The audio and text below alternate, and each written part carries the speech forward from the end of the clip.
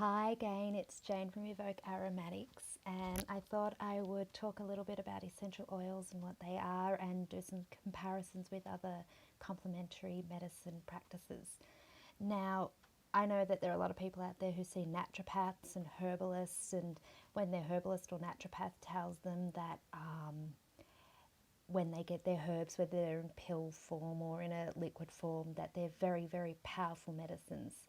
This is very true, but I want you to think and consider for one moment that when you're using an essential oil, the essential oil is the chemical constituents of those herbs that are used in naturopathy and herbalism, as well as other plant material, not going to argue, as well as other, but they are still considered as powerful medicines when they're in their herbal form.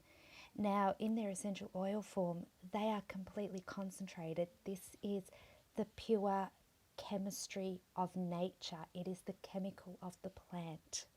And this, somewhere along the line, has been forgotten or laid away or something because it's not thought of and it's not even considered as a contributing factor.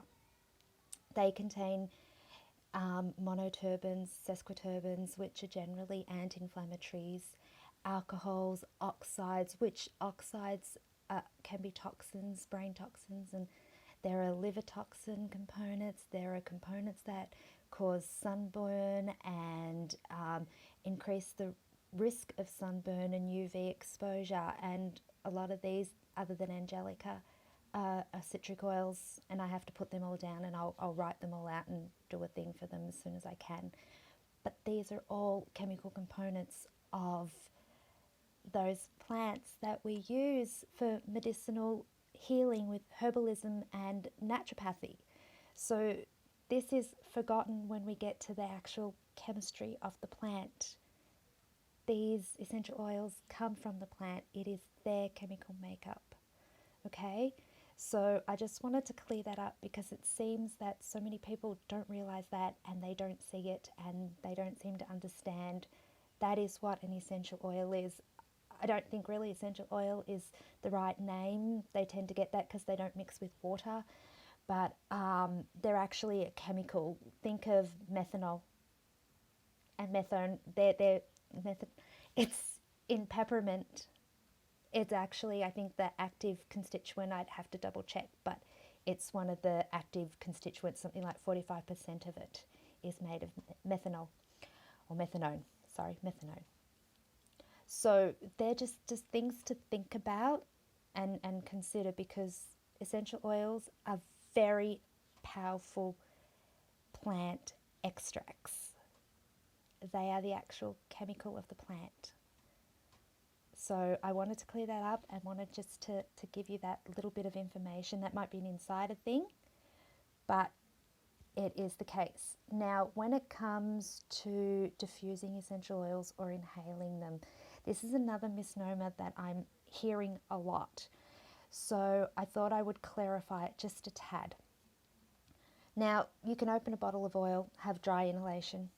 You can dilute it and inhale it off a hanky. You can put it in water, diffuse it in your diffuser. What most people don't seem to realize is when you actually inhale and you open the bottle of oil, no matter how long you've had the bottle open for, essential oils oxygenate. So that when they get the air, they rise. And what rises out of the bottle are the little molecules. So think of it as like an atom if you go back to science when you were a kid. Okay, so the tiny little molecules rise up out of the bottle and we inhale them. And when we inhale them two ways, through our mouths and through our nose. Now, when we go through our nose, we have, and everybody has them, and most people want to get rid of them. Have you ever heard the saying, do not pull out the hairs in your nose? Those hairs are actually nerve endings called cilia. These send messages up into the brain, okay? So when we breathe it in, this is what happens. The molecules get stuck to the cilia, send the messages all the way through into the oldest part of the brain, limbic, the primitive part. This is where our emotions, hormones, all these sorts of things become triggered and activate. So that's what that's doing. But as you're inhaling, you're taking the molecules into your body as well. Okay, so you're actually taking in the molecules which end up in your bloodstream. This happens two ways. When it goes into your brain and then through the blood, disperses all the way through your body. And when you breathe them in, it goes into your lungs and then disperses all the way through the body. So don't think just because you're inhaling or diffusing, you're not taking in essential oils. You actually are. So are your pets. Okay? Now, another thing with the diffusion and the inhaling. When you diffuse, you've ever noticed that the steam rises up? There are molecules in that as the steam rises. So as this rises, what's happening is the molecules come back down and they land. They land anywhere in the room. They can land on your skin. They can land on your pet. And when they land on you, they're actually going through your pores then and back into your body. Okay? So don't think just because you're diffusing that you're not taking in oil. Okay? You're not taking in the components of the essential oils. You actually are. Now, I know there are a lot of other aromatherapists out there who would agree and talk about it too. We tend to get like, we're the ones that have to come out and say, this is what happens because there's something along the line that's been missed. And most of us absolutely love our profession. We love aromatherapy. It is what we are here to do. It's like a naturopath or a herbalist who is here to make people feel better using their herbs, okay? We're here to use the oils. We're trained in a specific way to use oils so that we can help people to heal and feel better in themselves. For me, aromatherapy is like a form of topical naturopathy, whether you're inhaling it or whether it's being massaged into your skin or you're using it as a face cream. I just wanted to share that and hope that you understand. And aromatherapy is one of the greatest gifts we have, and there's a lot more to it than you could possibly imagine.